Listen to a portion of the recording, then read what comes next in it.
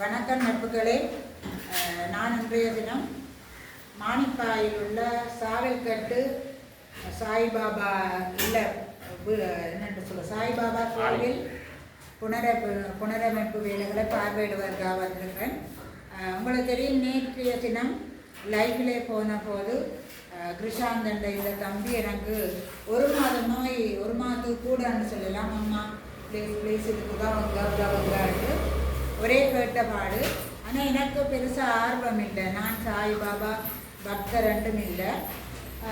மற்றது எனக்கு இப்படியான வேலையெல்லாம் இறங்குறதுக்கும் விருப்பம் இல்லை. ஏனென்றால் எங்களுக்கான உண்மை நேர்மையாக இருக்கைக்கு எங்களுக்கான பேட் கமெண்ட்ஸ்கள் வரக்கூடாதுன்றதில் நான் உறுதியாக இருக்கிறவர்கள். அதனால் எனக்கு இந்த இதில் நான் முகம் கொடுக்குறதில்லைன்னு தான் இருந்தேன் நான்.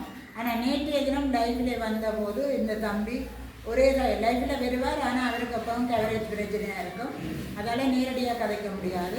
அதனால் நேற்று ஒரு சிலர் இவருடைய வேண்டுகோளை செவிமடுத்த இருக்கிறார்கள் என்ற நம்பிக்கையில் நான் இன்றைக்கு நேரடியாகவே இதை பார்வையிட்டு அவர்களிடமிருந்து பெறுகின்ற உதவி இந்த கட்டிட புனரமைப்புக்காக செலவிடப்பட வேண்டும் என்ற நோக்கத்திலேயே தான் வந்திருக்கிறேன்.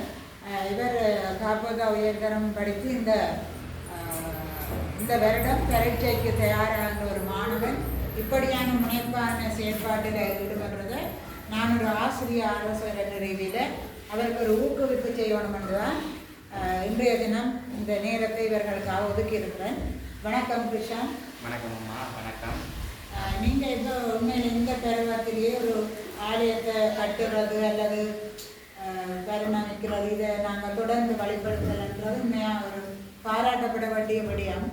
இப்படியான ஒரு எண்ணம் உங்களுக்கு எப்படி தோன்றுச்சு? எனக்கம்மா, நானும் பாபாட்ட பக்தர் இல்லை. பாபாவை எனக்கு சின்ன வயசுலேருந்தே தெரியாது. பாபா கும்பிட்டதும் இல்லை. எங்களோட அக்காட்ட குழந்தை ஒரு ஆளுக்கு சீரியஸாக இருந்தது. எப்படின்னாமா, அவள் பிறக்கைக்கு அவள் நாவக்கடலில் பிறந்தது. அந்த அவர்கள் ஈரலில் பிரச்சனை இருந்துச்சு. அந்த அப்படி நாங்கள் எங்களுக்கு நம்பிக்கை கடவுள் நாங்கள் இப்போ டாக்டரை கட்டுறதை கடவுளை நம்புறாங்க. அப்போ நம்பி அந்த நாங்கள் செஞ்சு கொண்டு வரைக்கியம்மா அந்த இப்படி ஒருத்தவங்க வந்து சொன்னாங்க, நீங்கள் பாபாவை கும்பிட்டு பாருங்க, போய் என்னாவது மிராக்கள் நடக்கலாம்ட்டு. அப்போ சரி என்று நாங்கள் போய் நானும் அப்பாவும் பாபாவில் கும்பிட்டுனாங்க. அப்போ அப்பா நானும் அப்பா என்ன பாபா தெரியாது, சும்மா கும்பிட்டு வந்தேன். கடவுள் ரெண்டு தானத்தில் கும்பிட்டு வரேன். அப்பா அவர் நேர்ந்திருக்கார். பிள்ளை குணமானா எங்களோட வீட்டில் ஒரு சின்ன பாபா வந்து கட்டுவோம்ட்டு விருப்பம் இருந்துச்சு. அப்போ அவர் நேர்ந்த நீ குணமாகி தந்தால் உன்னை நாங்கள் கொண்டு வந்து வெயிட் பண்ணிட்டோம். அப்போ அதை மாதிரி பாபா குணப்படுத்தி எங்களோட நம்பிக்கை பாபா குணப்படுத்திட்டார் அந்த பிள்ளையை. அப்போ சரி அக்காட்ட வீடு அப்போ கட்டி முடிஞ்சு அந்த பாபா கொண்டு வந்து வெற்றியில் இப்படி இந்த அவள் காய்ச்சல் வேற வலிக்கிட்டு மாதம் காய்ச்சல் வேற வலிக்கிட்டோடனே அப்போ சொல்லி இந்த இதான் பிரச்சனை உங்களுக்கு பாபா வைக்கலேருந்து சேர்ந்து அவள் அப்பா எனக்கு சொன்னார், இப்படி பாபாவோட வைக்கணும்னு. நானும் பாபாவை இந்த கொண்டு வந்து இப்படி இங்கே வைக்கணும்மா. இப்படி வைக்க எனக்கு ஒன்றும் பாபா பற்றி தெரியாது. பாபா இப்படிப்பட்டவர் சீரடி பாபா அவர் எப்படின்னு தெரியாது.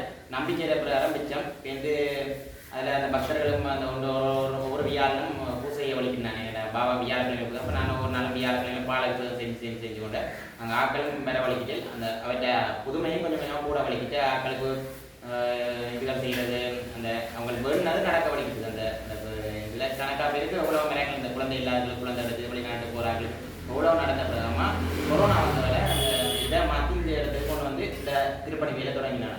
அதான் இந்த கோயில் அத்திவாரம்னு சொல்கிறேன்.